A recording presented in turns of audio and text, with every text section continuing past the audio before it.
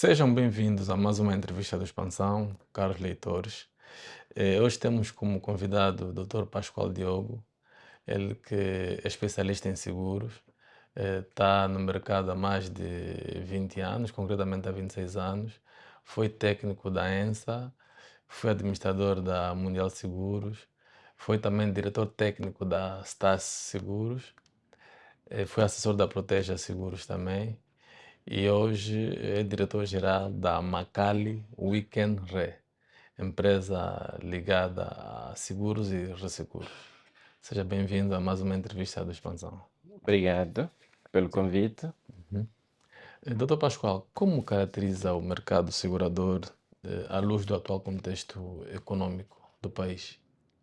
O mercado segurador angolano está robusto e temos aí cerca de 26, 21 seguradoras e temos aí já cerca de 5 mil mediadores, né, individuais e também coletivos, e temos aí cerca de 10 fundos de pensão, e uns abertos e outros fechados. E em termos de produção de 2025, estamos a falar de mais de 500 mil milhões em termos de prémios brutos emitidos. Quer dizer que o mercado hoje está a crescer, embora que este crescimento não é um crescimento que ajuda-nos a ter uma penetração de seguros elevada, porque a nossa penetração está abaixo de 1%, estamos aí em torno de 0,6%. Então, quer dizer que ainda temos muita oportunidade, que é para ver se mais crescimento possamos ter no mercado. E hoje podemos dizer que o nosso setor segurador é um setor robusto, temos a supervisão da Arceg também de forma eficiente e eficaz, e podemos considerar que o mercado, né, está robusto e tende a crescer. Isso não só em função do número de seguradoras, número de mediadores e corretores e fundos de pensões que também estão a crescer, mas também principalmente em função dos prémios brutos emitidos. Eh, Mesmo com este tipo de dificuldades com que passa a economia, acha que ainda temos muita margem de crescimento? Sim, sim, porque eh, apesar de que a penetração de seguros é de abaixo de 1%, nós estávamos aí a prever, aí há 10 ou 15 anos atrás, que o crescimento seria de 1, 2 ou 3%, mas mesmo assim ainda não conseguimos ter uma grande representação no PIB. Isso denota que ainda temos muitas empresas que não estão a fazer seguros e muitos angolanos não têm seguros em termos individuais, né? Então quer dizer que a margem de crescimento ainda é boa, mas podemos imaginar e até evidenciar esforços para que mais seguros possam ser feitos por parte das empresas e por parte dos individuais, no sentido de podermos ter uma penetração de seguro em torno de 3, 4, 5% nos próximos anos. Este é o grande desejo das seguradoras e também do próprio regulador e do próprio executivo, mas o problema ainda está ligado a muitos fatores que acredito que vamos aqui falar. Sim, sim, com esses fatores que fazem com que não haja uma penetração muito grande. Fala-se nesses 3% há muitos anos, mas pronto, Exatamente. Fala-se em termos de crescimento, há um grande desejo que se possa crescer, mas o maior problema ainda está interligado com a própria economia angolana. A economia angolana está num modelo em que o poder de compra do angolano é muito, muito baixo, e se nós, em termos econômicos, temos o nosso país com dificuldades econômicas sérias, então isso faz com que, mesmo olhando até para o nosso, o nosso salário mínimo nacional, que está em torno de 100 mil kwanzas, não é? Com 100 mil kwanzas, olhando para o custo de vida em Angola, nós ainda não temos capacidade de dizer que quem tem um salário mínimo vai ter a possibilidade de poder fazer um certo seguro atualmente, a não ser que esteja virado para os microseguros, né? A não ser que esteja virado, até porque com 100 mil kwanzas pode-se fazer ainda muito pouco, não é? indicativos, podemos dizer que com 100 mil kwanzas eu vou olhar para minhas necessidades fisiológicas, né, imediatas, e não vou olhar para necessidades de autoestima ou autorrealização, porque os seguros, dentro da sua componente social, acaba por ser um fator de conforto, de poupança, e até mesmo traz segurança e proteção, mas está no modelo das necessidades de Maslow, no modelo de autoestima e realização, porque na sua essência os seguros cobrem riscos, né, futuros, imprevistos, e incertos e fortuitos, mas trazem uma certa segurança se eu contratar e pagar por uma pólice de seguro.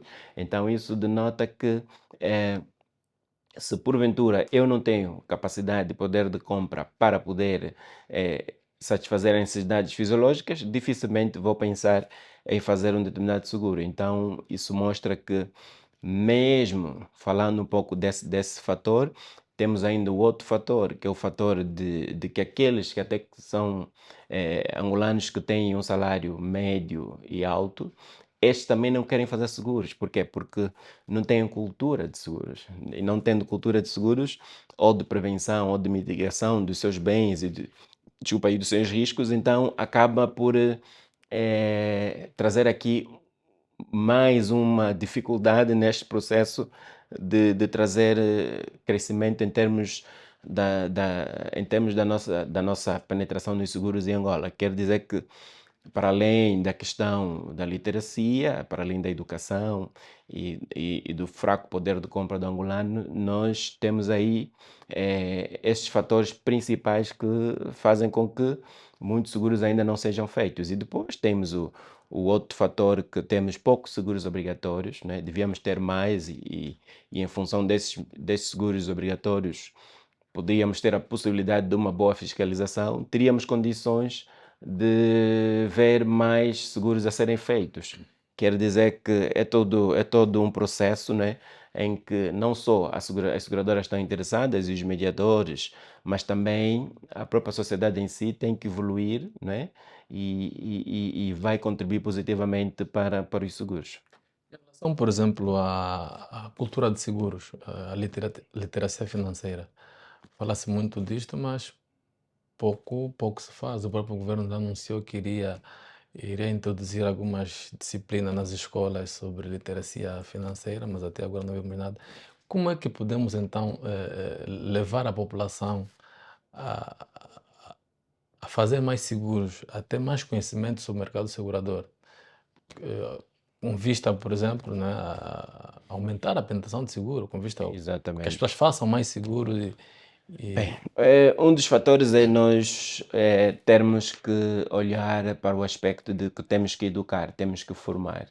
E nós podemos colocar já a, a formação de seguros, né, como uma componente, por exemplo, no ensino primário, no ensino secundário, no ensino médio e também no ensino superior. No ensino superior, nós já temos aí algumas universidades com curso de banca e seguros, e estes estudantes que saem destas universidades já têm uma noção, já são formados na área, mas para além disso, só isto não basta, que é melhor nós começarmos mais cedo, no ensino primário e secundário, e em função disso estamos aí a criar condições de trazer a tal literacia que tanto se fala.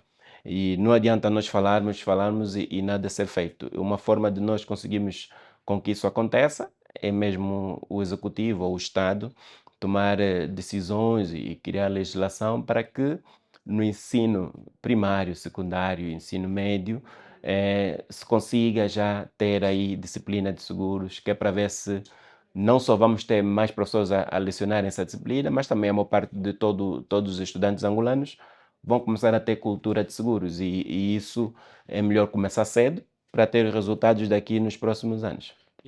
seguradoras. Qual é o papel das seguradoras nesse quesito da literacia As financeira? seguradoras também têm feito seu papel pedagógico, não é?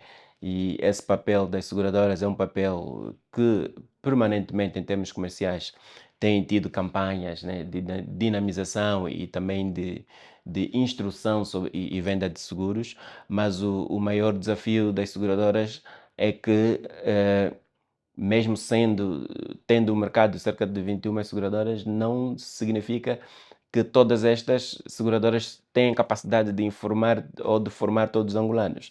Por isso é que tem que ser aqui uma parceria público-privada, no sentido de podermos ter aqui a melhor forma de começar a dinamizar os seguros em Angola. E uma melhor forma é mesmo formar ensino, a partir do ensino primário, criar aí disciplinas de seguros e ensino secundário e ensino médio, termos aí disciplinas a falarem disso e até se por acaso o Ministério da Educação precisar de suporte, temos muitas pessoas em Angola com mais de 30 anos nos seguros que podem dinamizar, podem ajudar o Ministério a criar conteúdos, né?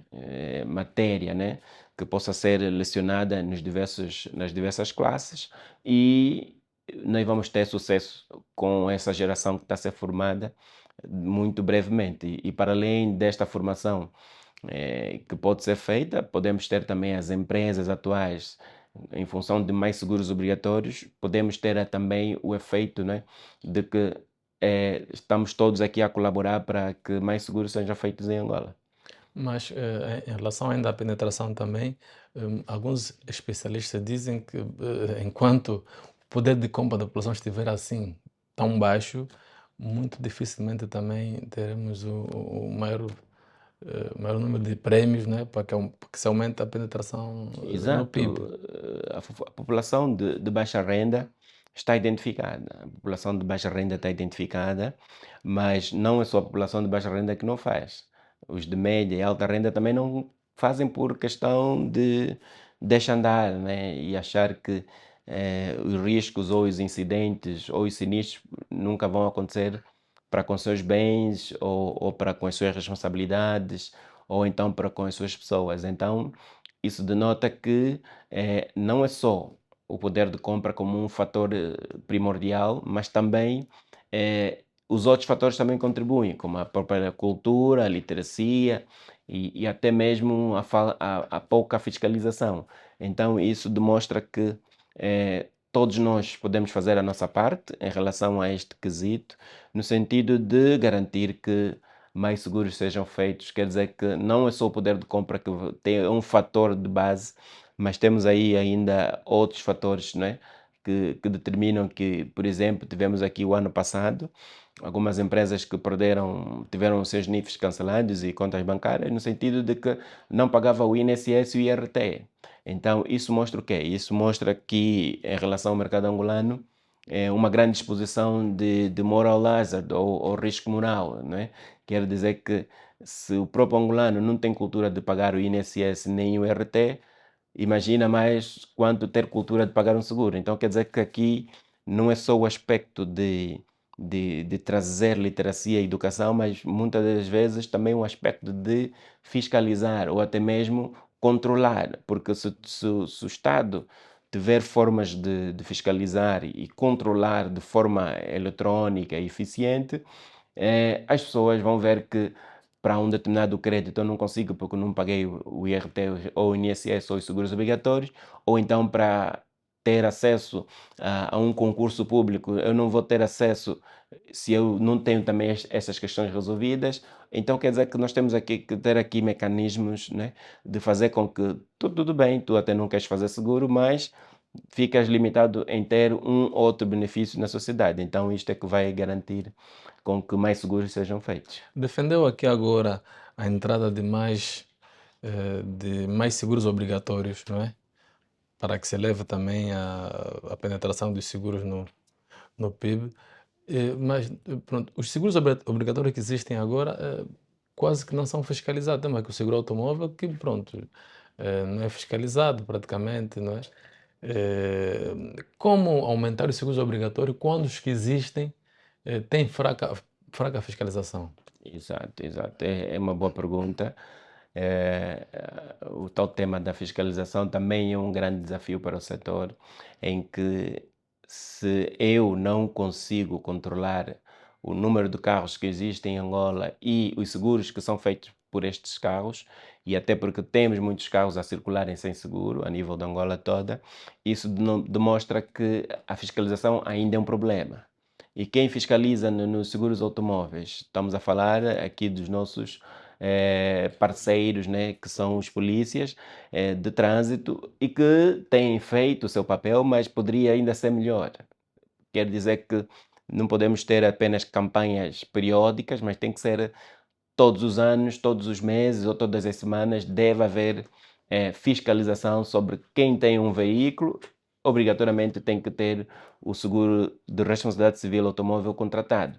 Então quer dizer que se o seguro automóvel existe como o seguro automóvel da responsabilidade civil existe como um fator de que todos devem fazer e nem todos fazem e a fiscalização falha, quer dizer que se vamos ter outros seguros obrigatórios, também temos que criar formas e mecanismos de fiscalizar e controlar. Caso contrário, também não vamos ter o sucesso esperado. Então quer dizer que a solução vai passar não só por mecanismos de educação, treinamento, mas também de informação, mas também de fiscalização por parte de quem pode fiscalizar em termos de sociedade. E nós temos aqui países bem próximos de Angola e de outros continentes que as fiscalizações são feitas pelo governo de maneira pontual, incisiva e eletrônica.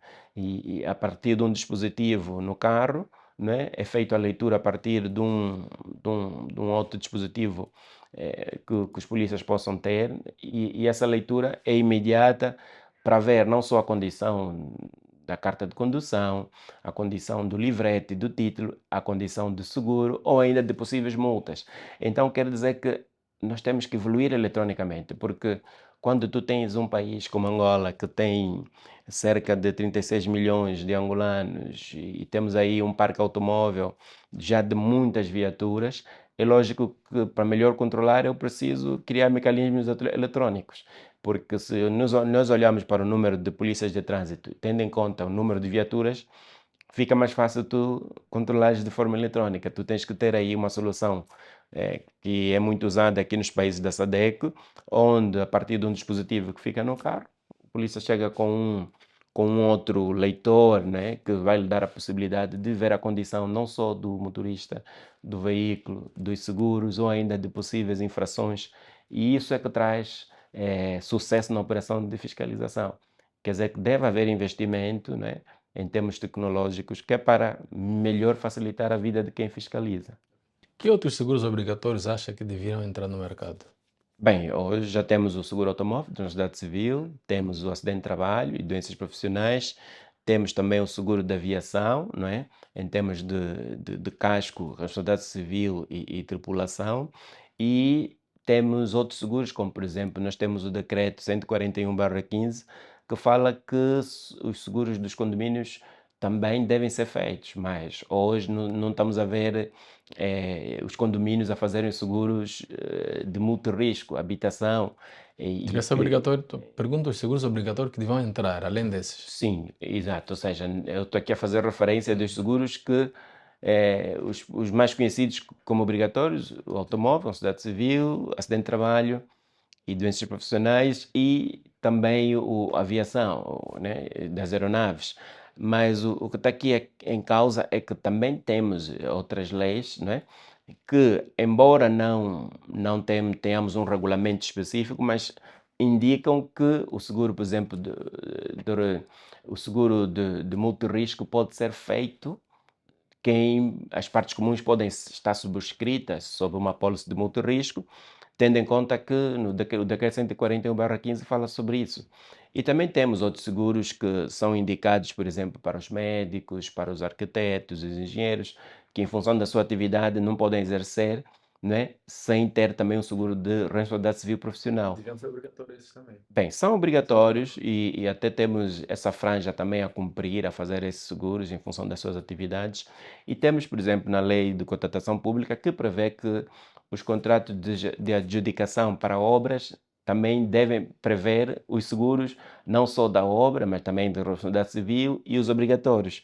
Então, quero dizer, a nossa lei até já prevê vários seguros que devem ser feitos, não é? Uns por força por força de ter uma lei que regula na sua essência e outro por força de contrato. Então isso mostra o quê? Mostra que podemos ter ainda mais seguros obrigatórios, para além destes que foram aqui indicados. Podemos ter, por exemplo, o seguro obrigatório de saúde. Temos países como a Inglaterra, a Alemanha, França e outros que têm há mais de 100 anos o seguro de saúde como um seguro obrigatório. Temos, para além disto, o seguro de acidentes pessoais também pode ser um seguro obrigatório, não só para individuais, mas também para os desportistas e outras atividades. Podemos ter mais seguros obrigatórios, como por exemplo, ter um seguro obrigatório do ramo agrícola, tendo em conta aí os microseguros. Ou seja, nós temos aqui várias oportunidades para poder fazer ou tornar mais seguros obrigatórios. Por quê? Porque uma vez que, na sua essência, a atividade seguradora prevê assumir riscos que são transferidos para as seguradoras em função dos bens, das pessoas e das responsabilidades numa sociedade. Não importa só dizer que as seguradoras têm estes produtos aí criados, mas são produtos com pouca aderência por parte da sociedade.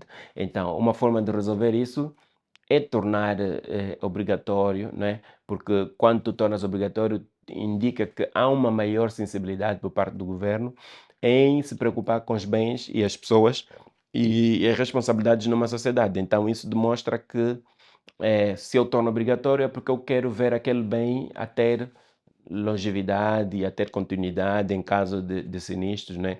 Ou de algum evento aleatório. Então, isso mostra que dos leques de seguros que existem, tanto no ramo vida como no ramo não vida, nós podemos ter aí mais seguros obrigatórios. Ok, falamos aqui do baixo poder de compra da população, da situação econômica que o país atravessa. E nessa altura, quais são os produtos que as seguradoras poderão apostar para a consolidação da sua carteira de clientes e também por forma a levar os seguros a vários estratos da população? Falou-se aqui dos microseguros, Sim, pode citar sim. outros? Sim, porque hoje temos os produtos que mais vendem. Estamos a falar do seguro de saúde, né? Estamos a falar do acidente de trabalho, automóvel e petroquímica. Os outros produtos também têm carteira, sim, mas são carteiras muito baixas. Então, pode haver uma maior dinamização, pode haver uma maior informação ou promoção desses produtos por parte das seguradoras. E outros produtos que possam também serem produzidos, estamos a falar aí dos microseguros, e só ao falar de microseguros nós podemos fazer produtos por exemplo, um microseguro de saúde, né? Para a população de baixa renda. Podemos fazer também um microseguro que possa dar a possibilidade de cobrir, por exemplo, para além de saúde, podemos falar aí de acidentes pessoais ou ainda o próprio funeral, com despesa de funeral e a compra de caixão. E podemos ter microseguro até na ótica dos multirriscos, né? Porque nós temos, por exemplo, população de baixa renda, mas também temos projetos sociais habitacionais de baixa renda. Aí também podemos fazer um seguro também a nível dos microseguros. Então, quer dizer que são aí cerca de 5 produtos, né? E para não esquecer também o agrícola, né? Nós podemos ter aqui soluções boas de produtos novos que possam ajudar e a massificar também em termos de escalabilidade dos seguros em Angola. Cerca de 70% do setor segurador está concentrado em 5 companhias e temos a ENSA como líder, na liderança disto. Eh, qual é a fórmula para desconcentrar e haver maior distribuição em termos percentuais Bem, no setor segurador? é uma pergunta interessante. Nós temos aqui fatores que contribuem para isso. E falar destes fatores, estamos a falar que, por exemplo, as 5, ou as 3, as top 3 ou as top 5, e que agarram a maior parte dos negócios, não é só por uma questão de que existe competitividade e concorrência, mas é uma questão também de confiança por parte desses clientes. E essa confiança e que faz com que esses clientes façam seguro nestas empresas? É porque denotam que são empresas que pagam sinistros. Por exemplo, se nós tivermos seguradoras que não pagam sinistros, dificilmente os clientes querem levá-la aos negócios porque sabem que aquela não paga sinistro, mesmo acontecendo em função das coberturas ou dos riscos que são seguráveis e que são indemnizáveis. Então, isso mostra o quê? Mostra que eh, não é uma espécie de uma varinha mágica e que deve haver uma distribuição equitativa de todos os riscos para todas, não. É que cada uma deve estar preparada tecnicamente, financeiramente e ter um bom marketing e até ter um bom rating financeiro para garantir que eu sou forte financeiramente, tenho boas práticas, sou transparente, publico meus relatórios de conta e auditados no meu site e também nos jornais de maior tiragem. Então eu começo a dar um sinal positivo que, se por acaso eu sou seguradora, vou concorrer para um determinado concurso para a aquisição de determinados seguros, eu sou avaliado em termos de solvência, em termos de liquidez, em termos de relatórios auditados dos últimos anos e sou auditado em termos de transparência, em termos de compliance, em termos de auditoria, em termos até de capacidade humana instalada, quem são as pessoas que trabalham lá dentro. Então, isso faz com que são fatores que contribuem positivamente para que algumas empresas e clientes individuais direcionem os seus seguros para estas. Então, quer dizer que quanto mais a seguradora estiver organizada daquilo que estamos aqui a falar, então isso vai garantir com que mais negócios possam surgir para estas mesmas empresas e também não vamos ter só os negócios nas top 3 ou nas top 5. A Viva Seguros está há pouco tempo no mercado e já faz parte do top 5. Eh, Isso se deve a Martin. Bem, a Há Viva outras que Seguros estão há muito tempo no mercado, mas nem estão no top Bem, 10, a por Viva exemplo. Seguros está a aproveitar bem o seu sentido de oportunidade e também está a aproveitar bem o seu momento, no sentido de que surgiu, né, com um bom plano de negócio, né, e em termos de marketing e em termos de políticas internas de procedimento e de angariação de clientes, está a explorar bem o seu nicho de mercado. E não é só dizer que é uma seguradora nova, mas é uma seguradora nova que está a apanhar bem o segmento de mediação e corretagem, está a apanhar bem o segmento de empresas, onde consegue diversificar os seus canais, é uma seguradora digital e eu muito recentemente gostei de ver a Viva fazer uma espécie de publicidade, também marketing e ao mesmo tempo também propaganda, tendo em conta ações de doação. Ou seja, em termos de responsabilidade social, conseguimos ver a empresa ali, né, a promover uma ação social, doações, mas também está a promover os seus produtos. Então isso vende. E quando nós estamos a implementar essas práticas e a colocar a empresa na mente do cliente, os clientes tendem a direcionar os seus negócios para essas empresas. Quer dizer que nós, tecnicamente, podemos ver que as empresas recentes que estão a ter sucesso é porque estão a fazer bem o seu trabalho.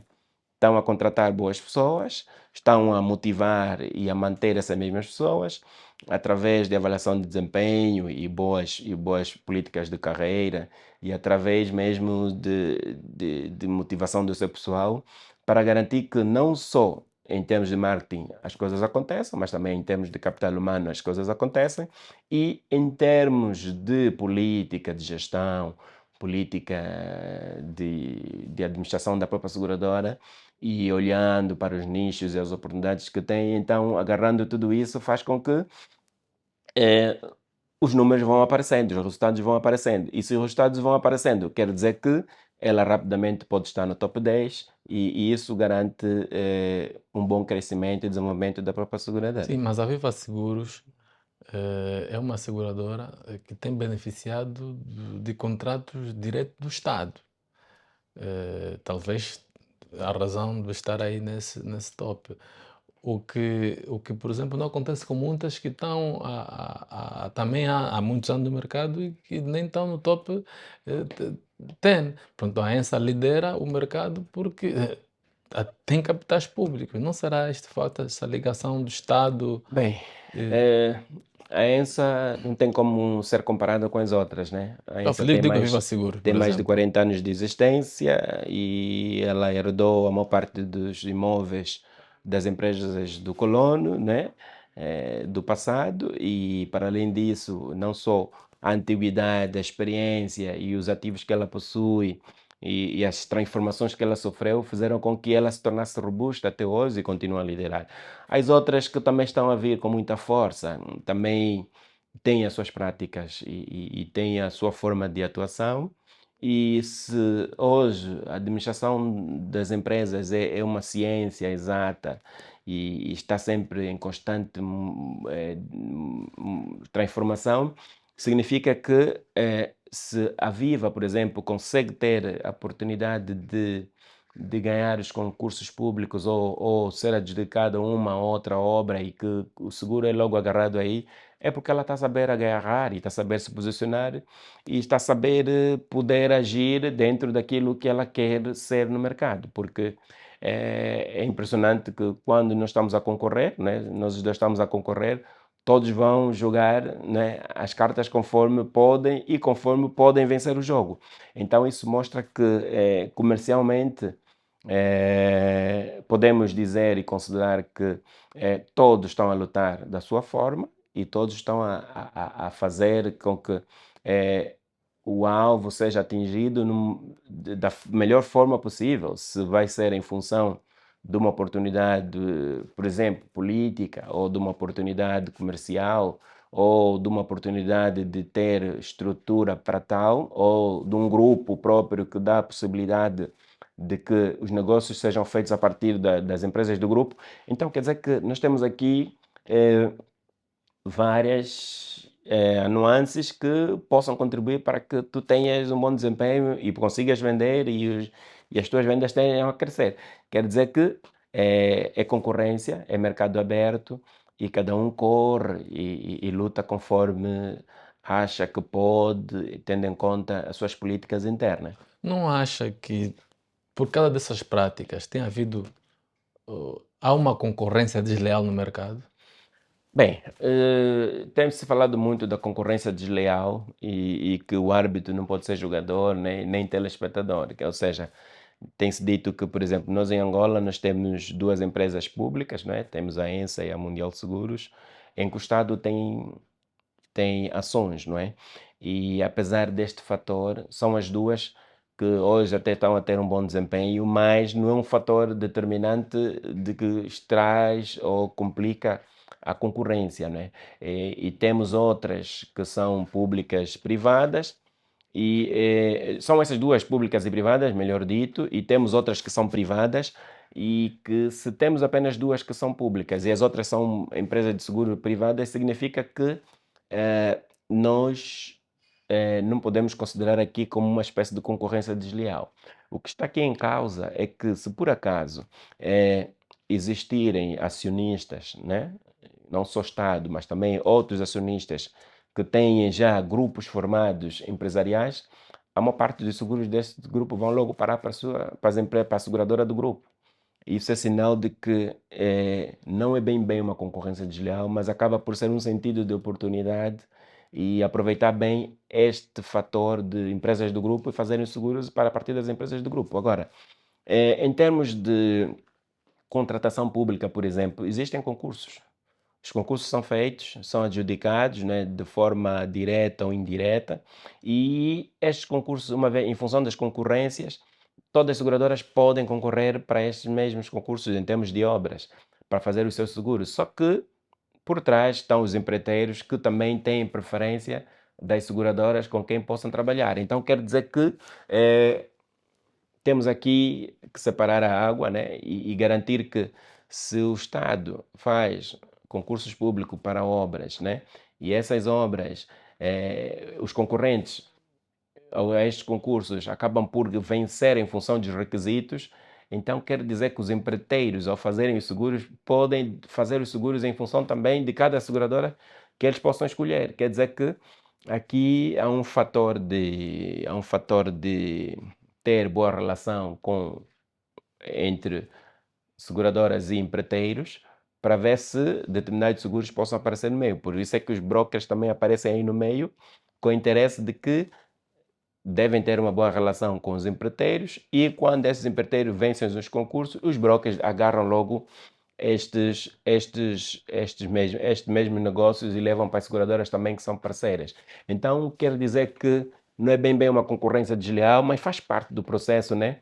Que todos lutam para conseguir ter a oportunidade de vencer os concursos e também ter a oportunidade de fazer os seguros em função de um broker no meio e o broker leva para as seguradoras parceiras. Ok. Numa altura em que as companhias enfrentam algumas dificuldades de capitalização, temos algumas cuja licença têm sido revogadas pela ARSEG, né? Achas que o mercado ainda tem espaço para mais seguradoras? Boa pergunta. O mercado ainda tem espaço. Por exemplo, nós se olharmos aqui para a Europa, Brasil, quer dizer, América, até mesmo Ásia, nós temos países com mais de 100 seguradoras. Temos países com muitas seguradoras, mas também são economias fortes, né? São economias já bem modernas e bem evoluídas. Agora, para Angola, nós temos aí cerca de 21 seguradoras, né? Em função também dos bancos, temos aí cerca de 20 e tal bancos. Há um certo equilíbrio, né? Há um certo equilíbrio entre número de bancos e número de seguradoras. E em termos de oportunidade, se ainda podemos ter mais seguradoras, sim, podemos ter. Por quê? Porque quanto mais seguradoras nós temos, mais negócios vão ser angariados, mais produção vamos ter, mais prêmios brutos vamos ter e mais pessoas vão estar também a trabalhar na indústria seguradora ou no setor segurador. Então quer dizer que ainda há espaço.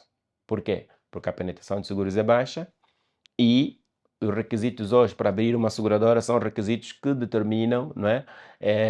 Que se temos acionistas que têm até 3,5 mil milhões de kwanzas e querem abrir uma seguradora, explorando o ramo vida e não vida, eles podem fazer isso. Podem investir de que seja feita uma boa due diligence e justificação de origem de fundos.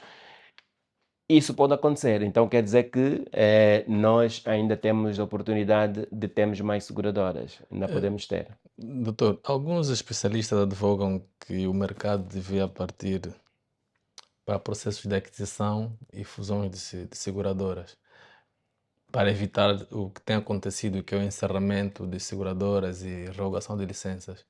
Qual é a sua opinião em relação a isso? Bem, hoje estamos a ter um fenômeno no mercado em que os acionistas criam as seguradoras, indicam o conselho de administração, esse conselho de administração passa pelo crivo da ARSEG e a ARSEG tem também o fit and proper em que faz análise de quem são estas pessoas que estão a ser indicadas. No mínimo tem que ter experiência em seguros, tem que ter alguns anos nos seguros e tendo em conta estes fatores de poderem serem aceitos e terem o aval do regulador, isso indica que houve indicação, houve avaliação e a ARSEG acaba por fazer também uma avaliação e dar uma opinião se estes membros do Conselho de Administração podem gerir a seguradora. Mas há um grande problema no mercado em que, mesmo diante dessas circunstâncias em que os acionistas indicam o corpo gestor ou o corpo dos membros, né, da sociedade, né, ou os órgãos sociais, os acionistas muitas das vezes fazem guerra nesses próprios membros que estão a ser indicados. E por que é que isso acontece? Acontece porque a lógica tem demonstrado e a experiência tem demonstrado que muitos acionistas querem ser eles próprios a liderarem e a gerirem a própria seguradora, em detrimento do corpo que ele indicou, ou que foi até mesmo tem um aval da ARSEG. E isso está a ser um bicho de sete cabeças para o setor, onde eu sou acionista, ou somos acionistas, indicamos um corpo para gerir, eu preciso deixar esses membros do Conselho de Administração gerirem e que no final do ano eu tenho que saber se tem dividendos ou não tem dividendos, se tive lucro ou não tive liquidez ou lucro, e depois estar interessado de que, em função de assembleia de acionistas, há decisões de análise, tendo em conta o auditor externo, tendo em conta o conselho fiscal. Tudo isso deve estar sobre a alçada e controle do acionista, mas no final de cada período, de cada exercício econômico. O maior problema é que o acionista quer estar todos os meses ali e todas as semanas na seguradora, e alguns atos de gestão não são bem celebrados porque o acionista quer fazer guerra contra os membros dos conselhos de administração. E isso está a trazer o quê? Está a trazer desconfiança por parte dos players que estão dentro das seguradoras e dos acionistas. Imagina se até o mercado ainda não evoluiu até esse ponto, quer dizer que também vamos ter problemas de haver até possíveis fusões. Como é que é o seguradora? O acionista não confia no meu corpo nos gerentes, né, nos membros do conselho de administração. Se eu que sou acionista não confio nesses membros, como é que eu vou ter capacidade de fazer junção com uma outra? Mas a lógica diz que o mercado tem que evoluir, tem que ter maturidade. E se o mercado tem que evoluir e ter maturidade, significa que os acionistas, uma vez que capitalizam a empresa, de confiança, indicam os membros que vão gerir, então têm que deixar esse capital humano trabalhar, e no final de exercício de cada ano, e tendo em conta a nomeação de 3, 4 anos, as pessoas vão prestar conta. Agora, o prestar conta é um ato que é de direito e deve ser feito todos os anos, no final de cada exercício, mas deve-se deixar as pessoas trabalharem, porque quando isso não acontece, o maior déficit aí é que tu estás a criar uma desconfiança. Você é o dono, é o acionista, mas também estás com desconfiança de quem está a gerir, e quem está a gerir dificilmente vai pensar, ou você como acionista vai pensar em fazer parceria ou fusão com uma outra. Por quê? Porque a confiança aqui não está bem intrínseca, não está bem interligada, então dificilmente tu Então, consegues olhar para as fusões. essa ingerência dos acionistas nas seguradoras, pronto, já disse que impede também a junção, não é, com outras seguradoras. Também será que tem sido a causa da fraca capitalização das empresas seguradoras e que Exatamente, resulta na exatamente. revogação de licenças, será? Exatamente, ou seja, todos aí, Esses problemas todos têm aí um papel muito importante. Por exemplo, os membros dos conselhos de administração das seguradoras têm responsabilidades, devem ser éticos, devem ter princípios de gestão e devem estar formados em gestão pura, para que os resultados possam aparecer e possam acompanhar o plano de negócio, o estudo de viabilidade da seguradora, e tendo em conta a legislação angolana sobre seguros, e fazer com que as coisas vão acontecendo em termos daquilo que é a concepção da atividade. Agora, é lógico que os acionistas também devem ser éticos, devem ter o aspecto de controle, né, sempre ali em cima, mas devem deixar os membros trabalharem. Porque quando isso não acontece, nós tivemos casos aqui bem prementes de que o acionista acha que os prêmios brutos emitidos aquilo é dinheiro dele, aquilo não é dinheiro dos segurados, ou que não se deve fazer provisões, ou não que se cria reserva, ou não se paga tratados de resseguro, ou seja, o acionista, quer dizer, acaba por complicar a gestão. Por quê? Porque denota aí uma grande falta de sensibilidade, ou mesmo de preparação ou formação, de que apesar do que o capital é meu, eu investi, mas eu devo deixar esse pessoal que está ali mas nomeado acontece muito no nosso trabalhar. mercado, é Acontece recorrente. constantemente e até temos conflitos de interesse nesse sentido. Por isso é que eu sou acionista e também acho que sou o PCA e também acho que sou o PCE, e eu é que estou no batente na máquina. O que é que vai acontecer? Eu entro logo num processo de conflito em que eu não sei se sou acionista, não sei se sou gestor, ou PCA, ou PCE, ou administrador, e depois, quer dizer, a empresa acaba por não andar conforme deveria andar, porque o sócio maioritário ou os sócios também estão ali em cima do batente e também querem gerir a seguradora. Então, Isso é um os aspecto conflitos de que, interesse nas seguradoras são um dos grandes problemas de gestão e de continuidade de muitas seguradoras. exatamente, porque tu notas claramente que temos aqui exemplos bem palpáveis que muitos acionistas deixam de fazer a injeção de capital porque não confiam de quem está lá. Se não trocar, eu não vou pôr. Como qual? Não Pode vamos citar? indicar aqui nomes, né, por causa da questão do cuidado que nós temos que ter, porque os factos falam por si, e não podemos indicar aqui nomes, né, porque até estamos preparados em termos de ética e compliance e até em termos de deontologia profissional, mas conseguimos acompanhar o problema do mercado. O mercado tem problemas muito críticos em função dos acionistas e quem está a gerir as seguradoras.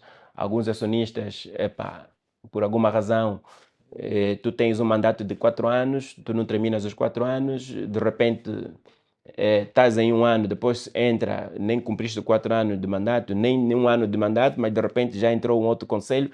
Epá, ainda temos esse problema.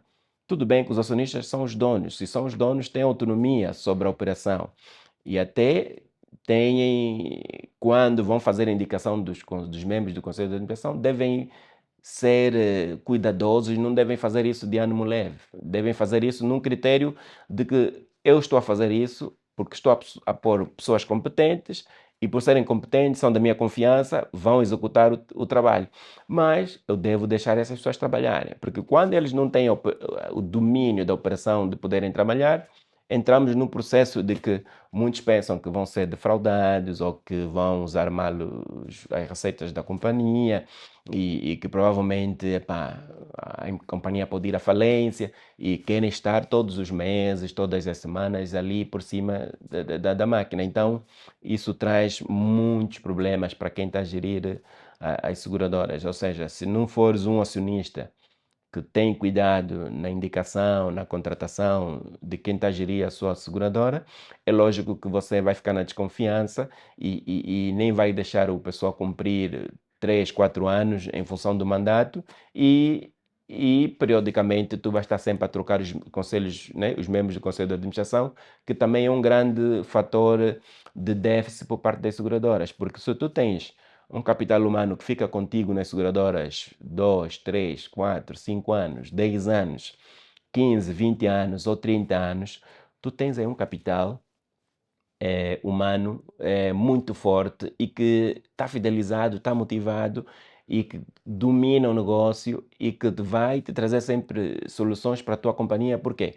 Porque tu tens boas práticas, tu tens aí modelos bons de trabalho e de gestão que vão garantir com que a tua seguradora tenha longevidade. Agora, se tu estás sempre a trocar o conselho de administração, estás sempre a trocar os diretores, sempre a trocar o capital da tua empresa, significa que a tua seguradora não vai ter longevidade.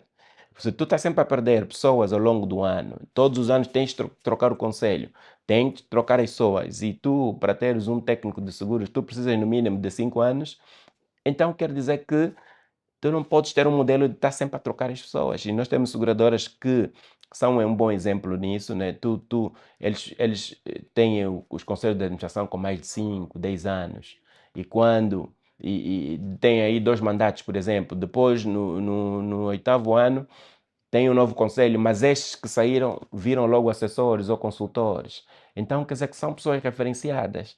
Então, quer dizer que tu não perdes em termos de continuidade de negócio. Tu estás a garantir com que estes que já conhecem o negócio são sempre consultados porque ainda são consultores aqui ou são assessores.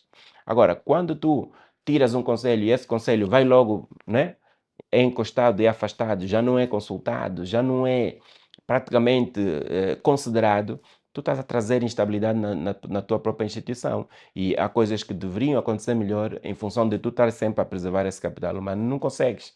Então, tu precisas ter aqui soluções de que os conselhos devem ter os seus mandatos completos, podem ter mais um segundo mandato, sim, mas uma vez que termina, viram consultores ou assessores e que podes ter um outro contrato de assessoria ou de consultoria, mas que são pessoas e ativos da companhia. Por quê? Porque são eles que dominam o processo da operação. Agora, se tu crias uma desconfiança e tu quebras logo esse cordão umbilical, significa que também crias alguma instabilidade, a empresa fica instável, né? E em termos de sustentabilidade, tu não tens uma seguradora forte.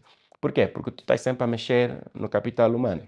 Em 4 anos, o regulador já revogou a licença de 5 empresas.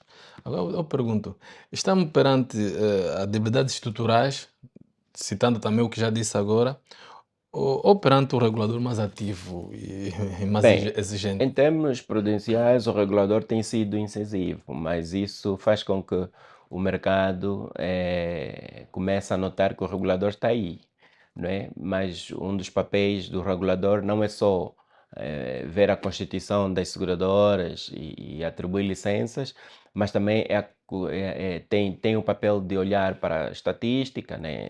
Olhar para o desempenho do mercado e olhar para o comportamento do mercado. E isso denota que o regulador, quando chega ao momento de tirar a licença, é porque já foi lançando várias advertências, não é?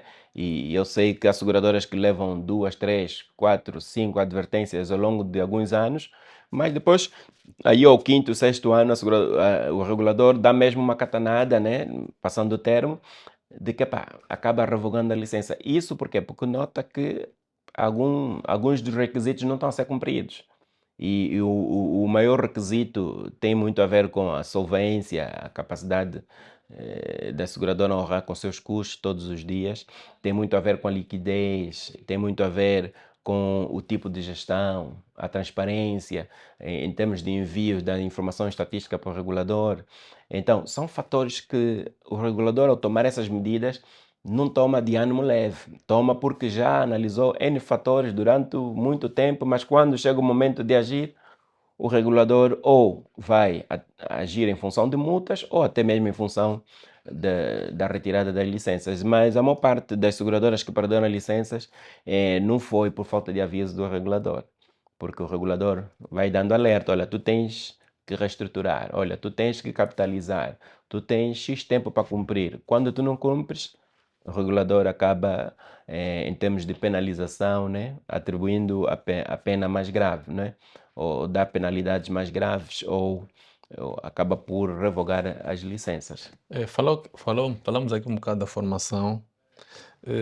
Observa-se uma lacuna em termos de formação de seguros.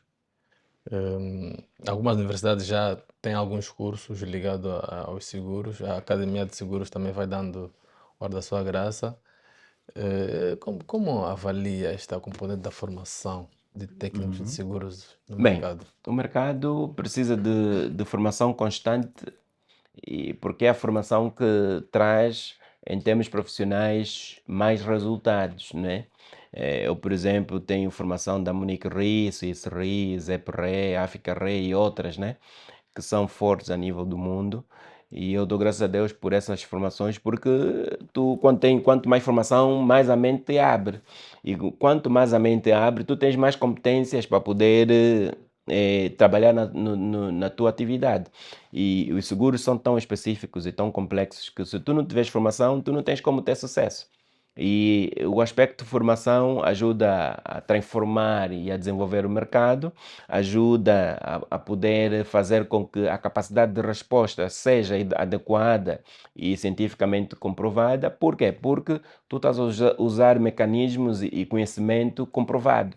Porque quem te forma é porque quer que tu tenhas habilidades e tu tenhas competências para poder decidir bem naquilo que tu fazes. E se tu tens pessoas que estão constantemente a ser formadas pelas seguradoras e que precisam dar resposta nas suas áreas de atuação, é lógico que a formação é sempre um fator primordial e que deve estar sempre ali na linha da frente, e como um fator não só até motivacional do pessoal, mas também de retenção do pessoal, porque quanto mais tu formas o teu pessoal, mais eles estão motivados, têm capacidade de resposta e até podem atingir os seus objetivos e metas de venda de forma mais fácil. Doutor, como explica o facto de muitas seguradoras não estar cotadas em bolsa, por exemplo? Só a ENSA que está. Há fatores que contribuem para as seguradoras não estarem já em bolsa, e isto tem muito a ver com o tipo de gestão, né? Tem muito a ver com a transparência, tem muito a ver com eh, as práticas internas da seguradora, porque uma seguradora que não tem um relatório de gestão adequado, não tem um relatório de contas auditado pelo auditor externo e não cumpre em termos de requisitos de informações de compliance, auditoria, ou até mesmo uma seguradora que não tem um rating financeiro bom, dificilmente vai pensar em entrar em bolsa. Por quê? Porque ela internamente tem debilidades ou tem reservas que fazem com que ela não consiga estar ainda em bolsa. Porque para tu como empresa entrares para uma bolsa de valores, tu tens que ter requisitos próprios, não é? Que vão te catapultar para estar lá. E isso não é só falar na boca ou estalar o dedo, mas tu tens que ter dinâmicas internas, tu tens que investir, tu tens que saber o que é que queres e dizer, não, eu já tenho os requisitos todos e agora posso ir. Então, isso denota uma maturidade empresarial muito forte e isso não é só por vontade, né? Temos já uma seguradora em bolsa, esperamos que mais outras possam entrar brevemente, acredito que isso deve estar como objetivo estratégico de algumas, mas para isso acontecer, é lógico que nós temos mercados em que as seguradoras todas aparecem em bolsa e estão aí cotadas e também têm tido muitas receitas em função disso e têm vários acionistas, mas o grande desafio é que para eu estar lá eu tenho que cumprir os requisitos e para cumprir os requisitos eu tenho que ter dinâmicas internas que me ajudam a poder estar lá e isso não é fácil. Podemos falar aqui das questões de qualidade, podemos falar aqui das questões de compliance, de contabilidade, de finanças e ter aqui um controle e ter aqui investimento de um sistema core Já estamos a falar de questões próprio. estruturais, de São aspectos funcionamento. estruturais e se tu não tiveres esses requisitos, podes até ter vontade, mas nunca vais chegar até lá. É preciso que tu cumpras, começas a executar e depois dás o passo para também estar cotado em bolsa. A mediação e corretagem exercem um papel fundamental na arrecadação de prêmios de seguro, mas é o seguro direto que ainda está na vanguarda. E como potenciar a classe dos mediadores? Bem, os mediadores em Angola tendem a crescer e estão a crescer. E esse crescimento é fruto de formações que estão a ser evidenciadas da nova legislação dos mediadores, que também está em curso e trouxe agora outras categorias de mediadores. Mas, para além disso, estamos a falar dos mediadores do direto. A lei também fala dos mediadores de resseguro, né, ou brokers de resseguro, e eu, por exemplo, na Macal, como corretora de seguro e resseguro, porque a nossa licença dá a hipótese de nós trabalharmos com seguro direto e resseguro, nós, por exemplo, temos o lado do resseguro como nosso principal fator de sucesso e o nosso principal segmento, onde nós trabalhamos com tratados de resseguro, já temos aí tratados com 6 seguradoras, e também agarramos os negócios que são colocados facultativamente em resseguro. O maior problema que se cinge, né, neste setor ou neste segmento tem a ver com a expertise, né, ou know-how por parte de pessoas que tenham noção de resseguro para poderem trabalhar e explorar bem esse ramo. Nós, por exemplo, estamos a ter vantagem porque o nosso CEO, que é o Ismael Sael, trabalhou em algumas corretoras de resseguro a nível internacional e começou com um negócio a partir de Moçambique em 2020 e agora em 2024 conseguimos a licença e também contamos com a experiência do nosso líder cá em Angola, que é o Rolando Gomes, que também mais de 30 anos na indústria seguradora e passou pela casa-mãe, que é a ENSA, e esses fatores ajudam-nos, não é? Todos nós a conseguirmos não só negociar os tratados, fechar os tratados e agarrar diversos negócios em resseguro. E um fator também aqui muito importante é a questão da língua inglesa, porque esses tratados são negociados na língua inglesa e isso também é um fator e desafio de que nós somos um país que temos a língua portuguesa como língua oficial. É preciso que se vais explorar bem o ramo o ramo em termos de corretagem de resseguro, tu tens que dominar não só a língua inglesa, mas também os termos técnicos da língua, os termos técnicos dos seguros, né, na língua inglesa. Alguns especialistas defendem que os bancos não deveriam comercializar seguros nos seus balcões. A atividade que deveria ser unicamente exercida pelos corretores e mediadores. Qual a sua visão em relação a isto? Bem, as seguradoras têm vários canais de venda, né? Nós temos o canal de venda de seguros por telefone, o canal de seguros de venda através de correio, temos o canal de seguros de vendas a partir da internet ou a partir do bancassurance. Então, são canais de venda. O bancassurance acaba por ser um canal de venda, onde estrategicamente os bancos vendem os seguros, né, das seguradoras, e as seguradoras vendem os produtos bancários nas seguradoras. Então, quer dizer que nos países modernos e maduros são as seguradoras que criam os bancos, por terem capital suficiente, acabam criando os bancos. E aqui nós temos um processo inverso, são os bancos que criam as seguradoras. Então, os bancos são acionistas de algumas seguradoras. Então, quero dizer que não é mau ao de todo, acaba por ser mais um canal de venda, né? O bancassurance acaba por ser um negócio que os seguros são vendidos nos bancos, mas aquilo é um canal de venda. E se hoje os trabalhadores dos bancos estão a ser, por força da lei, estão a ser treinados e estão a se tornar mediadores e vão ganhar comissões de vendas em função disso, é porque a lei assim o permite e que é a evolução do nosso mercado segurador. Quer dizer que não é bem que os bancos vão tirar a oportunidade dos corretores ou dos mediadores. Não, é que são diversos canais e todos estão a colaborar para aumentar a penetração dos seguros em Angola. Não acha que essa aliança pode acarretar risco sistêmico no caso de um banco falir, por exemplo? Bem, temos bancos com alguns problemas sistêmicos, sim, mas se olharmos para os bancos hoje que estão a fazer bancassurance, né, estes bancos são fortes e estão a crescer e em termos de sustentabilidade são bancos que vão durar aí muitos anos.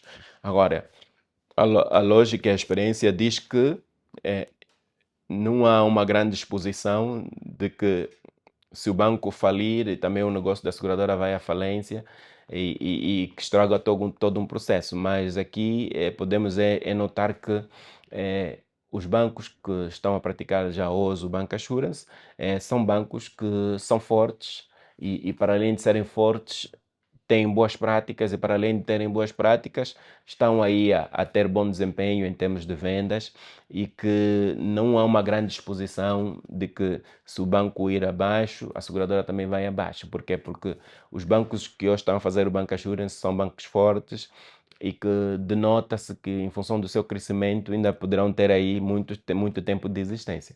Sim, sim. Há uma questão importante, tem a ver com o surgimento da resseguradora nacional. É um tema antigo, o Sim. Estado apostou na Angoré e depois desistiu. Os privados com a ENSA na liderança estão agora apostando numa resseguradora nacional, mas que deu algum passo, mas parece que agora o processo está estagnado, ou sei lá como é que está. Qual é a informação que tem sobre isso? Como é que avalia esse Bem, processo? estamos aí já a avaliar essa situação há muitos anos, né? Tem razão que a Angoré era uma ideia, deveria existir, depois não existiu, eh, criou-se uma lei que o mercado agora está aberto, a nova lei de atividade seguradora e de resseguro demonstra que se tu tiveres que até 15 mil, no mínimo, né? Até 15 mil milhões de kwanza, tu podes ter uma resseguradora em Angola e já uma iniciativa de 5 seguradoras em Angola com o objetivo de abrirem, né, e já foi constituída e até tínhamos uma promessa até o ano passado dela estar já a operar, que é a Mulher-Barré, mas até hoje não conseguimos fazer, não conseguimos sentir que ela foi inaugurada ou que por acaso já está a funcionar, mas acredito que ela já está num bom caminho, né, já está bem, o trabalho interno já foi bem elaborado, mas agora precisa começar a operar. Para começar a operar, é lógico, tem que inaugurar. Para começar a inaugurar, tem que ter uma sede, tem que ter escritório, tem que ter capital humano, tem que ter meios tecnológicos ou um sistema core e tem que começar a ter acordos, né? Acordos em função da Arceg e com as seguradoras e começar a fazer retenção aqui no nosso mercado. Mas para que isso aconteça, é lógico que alguma coisa precisa ser feita. O problema é que estamos a ouvir, a falar várias vezes, mas ainda não conseguimos ver na realidade onde é que está o problema e porque é que ele ainda Acha não está a que o operar. surgimento dessa resseguradora irá dinamizar o mercado? Sim, sim, porque vamos ter mais retenção interna e vamos reduzir os problemas do risco cambial e vamos garantir que mais investidores também possam fazer parceria com essa mesma resseguradora, no sentido de termos aqui mais riscos a serem assumidos em Angola e a não serem transferidos para o resseguro fora da nossa resseguradora. Quer dizer que quando eu tenho uma resseguradora dentro de um país, existem parcerias entre esta resseguradora e as seguradoras, no sentido de que quando não conseguem alimentar os seus tratados de resseguro, mandam para a resseguradora do seu país e das outras que fazem parte do buquê dos seus tratados, para haver uma boa retenção de riscos e até trazer maior capacidade nos tratados, né? As seguradoras poderão ter maior retenção nos seus tratados e isso traz aí uma boa possibilidade de nós termos mais capital e mais liquidez em termos de prêmios de resseguro, né? Acabamos de ter aqui maior retenção, mais prêmios de resseguro e podemos ter maior solvência ainda por parte das seguradoras. Doutor, a aplicação das novas tecnologias nos seguros é um grande desafio. Acredita que o surgimento das InsurTech em Angola poderá dinamizar ainda mais o mercado? Sim, sim, porque mercados maduros usam muito as fintechs e as insurtechs no sentido de dinamizar o mercado para facilitar o contacto com o cliente, para melhorar a experiência com o cliente, para facilitar nas angariações, na subscrição, para facilitar nos sinistros, para facilitar até em termos tecnológicos de soluções que facilitem a vida do cliente. Em Angola já temos esse tipo de Porque startups? temos algumas, né? Tem uma nova lei agora, da lei das startups em Angola, e temos também algumas fintechs, né, que já existem. Agora precisamos ter mais insurtechs, que são aplicativos, né, ou soluções informáticas para facilitarem a comunicação, a cobrança, ou até mesmo a subscrição, os sinistros, ou até mesmo a relação com os clientes, que é para fazer com que até mesmo as análises de risco, as peritagens, até mesmo para fazer com que eu, que sou seguradora, em parceria com estas insurtechs, eu consiga ter a possibilidade de me expandir para Angola toda e que através de um dispositivo eletrônico eu consigo ter clientes e não só ter os clientes, comunicar com os clientes e até mesmo regularizar os sinistros e até dar pontos de situação sobre como os sinistros estão a ser regularizados, receber documentação e até mesmo temos a possibilidade de tornar o mercado mais forte. E, por exemplo, aqui no Brasil, nós temos diversas insurtechs e eles estão, é um mercado mais maduro. Eles têm insurtechs a nível do mercado direto, a nível do resseguro e até mesmo a nível dos sinistros, das análises de risco, das peritagens. Epá, e isso traz uma grande mais-valia para o mercado segurador, porque as seguradoras em si não têm a capacidade delas sozinhas investirem sempre, que é para terem soluções tecnológicas. Então é mais fácil tu deixares, conforme já tem uma lei das startups e das insurtechs que possam surgir, então tu vais dinamizar o mercado em termos de jovens que são programadores e informáticos, consigam fazer produtos que sejam de benefício para as seguradoras. E quando isso acontece, o que é que isso traz? Traz um efeito agregador e positivo e vai fazer com que o mercado se torne cada vez mais forte e mais robusto e mais inclusivo por parte daquelas pessoas que ainda não conseguem ter um determinado seguro, porque ainda não há soluções que lhe permitem, mesmo estando distante, consegue tratar um seguro ou consegue facilmente comunicar-se com uma seguradora. Sim, senhor. Estamos quase no fim da nossa entrevista. Vamos falar um bocado de fundo de pensões. Hum, Alguma razão que faz com que as seguradoras não apostem tanto nos fundos de pensões? Bem, eu acho que as seguradoras também falham. Por quê? Porque nós temos seguradoras com mais de 10 anos e mais de 15 anos, mas ela própria, como seguradora, não tem fundo de pensão. Imagina, se uma seguradora que já existe há 10, 5 anos, 10, 15 anos, e ela própria não tem um fundo de pensão para os seus funcionários, quer dizer que ela própria não pensa de forma proativa para o futuro dos seus funcionários.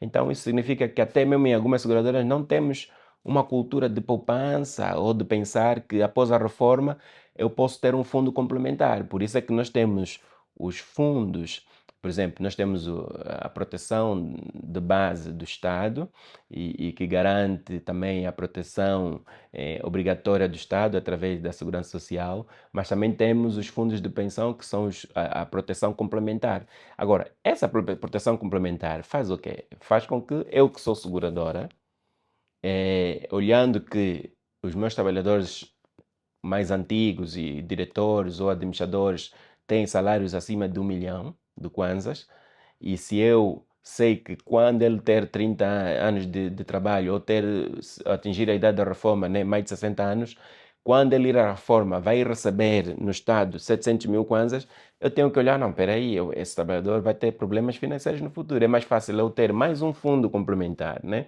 Um fundo de pensão complementar, que vai dar a possibilidade de que, para além dos 700 que ele vai buscar no Estado, vai buscar mais algum no fundo para manter o equilíbrio financeiro que ele já está habituado durante muitos anos. Fala-se em incentivos fiscais para a sua dinamização, falta, Exatamente, carece. Que tipo exatamente. de incentivo acha Bem, que o deviam Estado ser? até também tem feito a sua parte e ainda pode fazer mais. Se por acaso nós temos seguradoras que elas próprias não têm fundos de pensão para os seus funcionários e temos empresas que são os grandes contribuintes que também nem têm fundos de pensão para os seus funcionários. Então quer dizer que o Estado tem que olhar também para esse lado, não sei se vai ser por força de alguma lei ou alguma forma de incentivo fiscal, no sentido de que se tu tens um determinado fundo para os seus funcionários, tu podes ter alguns impostos reduzidos ou nulos, porque tu estás a pensar na proteção social dos teus funcionários, até porque tu queres também alavancar a tua economia, tu começas a olhar um pouco sobre a poupança do teu país. Porque se tu queres tornar uma economia forte, tu não podes estar a pensar sempre em ir buscar dinheiro para emprestar.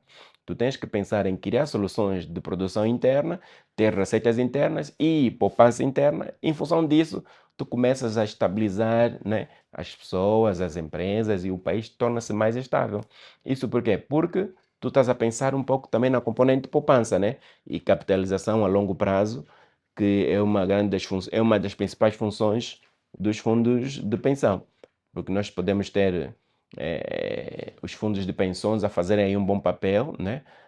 E a trazerem também uma boa solução para os trabalhadores que estão no ativo, né? E que depois lá à frente podem ter algum interesse após a idade da reforma. Muito obrigado, Dr. Pascoal Diogo. Caros leitores de Expansão, chegamos ao fim de mais uma grande entrevista do Expansão. Muito obrigado e até a próxima.